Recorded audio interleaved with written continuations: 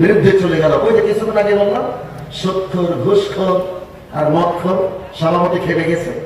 এরকম দেখবেন বাংলাদেশের অনেক মঞ্চে অনেক সভাপতি বসে থাকে, যদি তার বিরুদ্ধে, তার দলের বিরুদ্ধে, তার মতের বিরুদ্ধে চলে যায়, সাথে সাথে হুজুরের উপরে ঝাঁপিয়ে পড়ে। কথা বলেন ঠিক কিনা? এগুলো চাপাবাস্তিক, কথা বলেন ঠিক কিনা? এই ধরনের প্রতিবাদ যদি কেউ কোনো জায়গায় করে, আপনারা সরকারের সাথে সাথে তার মুসলিম সমাজের জবাব দেবে। কথা বলেন ঠিক কিনা? এসব ব্যক্তিদেরকে ঠাঁই দেওয়া যাবে না, কারণ আমরা সকলে মুসলিম, আমাদের সংবিধান কোরআন। আমার ভাইয়েরা, সমস্ত মানব গোষ্ঠীর, হান্নাস মানে সমস্ত মানব গোষ্ঠীকে বলেছেন। এখানে শুধুমাত্র তৎকালীন যুগের ওই কাফেরদের কথা বলেননি, আজকে যারা আমরা আছি আমাদেরকেও বলেছেন।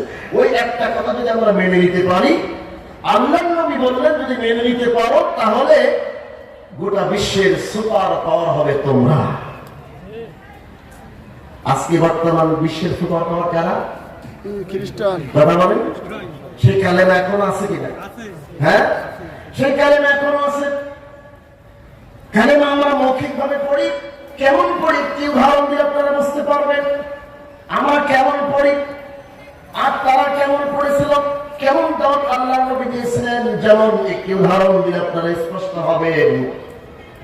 একজন শিক্ষক ছিল, শিক্ষক খুব সালা, নতুন কোন ছাত্র যদি ভর্তি হতে আসতো আল্লাহর নবীকে মারার জন্য পাথর উঁচু করে নিক্ষেপ করেছিল। আমি কি বোঝাতে পেরেছি? কালেমার অর্থ একটু করবো এখন, করে তারপর আবার আমার মূল আলোচনায় প্রবেশ করবো। আপনাদের কি বুঝতে কষ্ট হচ্ছে? চলবে না প্রধান বক্তা নিয়ে আসবো? আমার ভাইয়েরা, আমরা আছি। আবু লাহাব সাথে সাথে তারা 50 খেপে গেল। আপন চাচা 10 জন আপন চাচার মধ্যে একজন আপন চাচা আবু লাহাব খেপে গেল, যার নামে একটি সূরা নাযিল হয়েছে, সূরাতুল লাহাব। কতক্ষণ যার নামে সূরা নাযিল হয়েছে। এই আবু লাহাব মারার জন্য হাত উঁচু করলেন আর বললেন কি, আলী হাজা জামাতানা, হে মুহাম্মদ তুমি আমাদের এখানে কে এই জন্য একত্রিত করেছো? তোমার গোটা জীবন ধ্বংস হোক, তুমি ধ্বংস হয়ে যাও, তোমার গোটা জীবন ধ্বংস হোক, এই জন্যই তুমি আমাদের এখানে একত্রিত করেছো।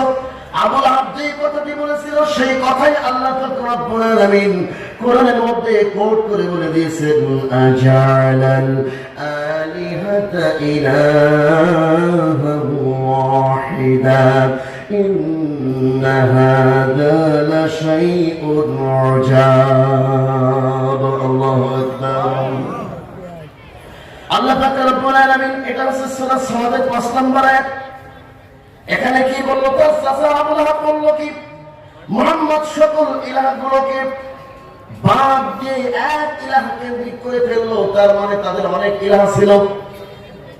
মুহাম্মদ এত বড় আশ্চর্য কথা বলছে, তার মানে এখন মূর্তি পূজা চলবে না। আবু লাহাব বুঝতে পেরেছে লা ইলাহা ইল্লাল্লাহ মানে মূর্তি পূজা চলবে না, নেতা নেত্রীর পূজা চলবে না, এমপি মন্ত্রীর পূজা। ভয় পাচ্ছে সব কথা বলছেন না আপনারা?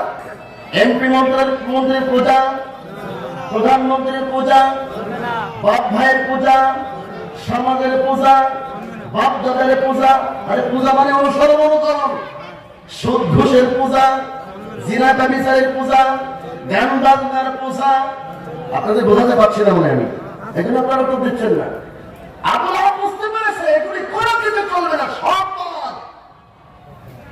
আজকের সে আবু লাহাবের প্রেতাত্মা যারা আছে, যারাই বুঝতে পারে তারাই হামলা করে, তারাই হুজুরদের হাতে হাঙ্গাম ওঠায়। কথা বলেন না কেন? হুজুরদের উপরে, আলেমদের অন্য কোনো রাগ নাই, একটাই রাগ, তাদের চরিত্রের উপরে আঘাত আসে, তাদের চরিত্রের উপরে প্রলেপ পড়ে যায়, তাদের চরিত্র নিয়ে কোরআন সুন্নাহর উপরে চর্চা হয়, যার কারণে ওরা খেপে যায়। কথা বলুন ঠিক কিনা?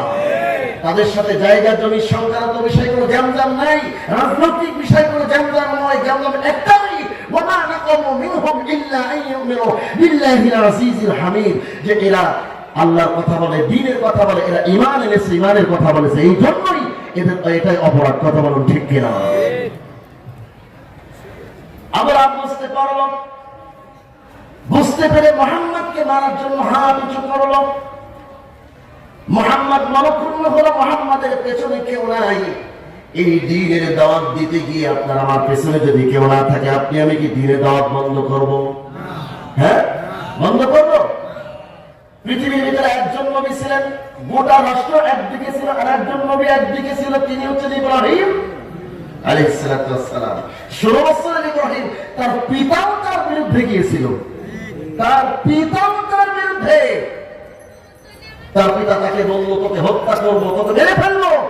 তার পিতাকে সালাম দিয়ে বিদায় নিল। পিতার সাথে সম্পর্ক রাখেননি। কাকে ভালোবাসতে গিয়ে? আল্লাহ। কাকে ভালোবাসতে গিয়ে? এটার নাম ইসলাম।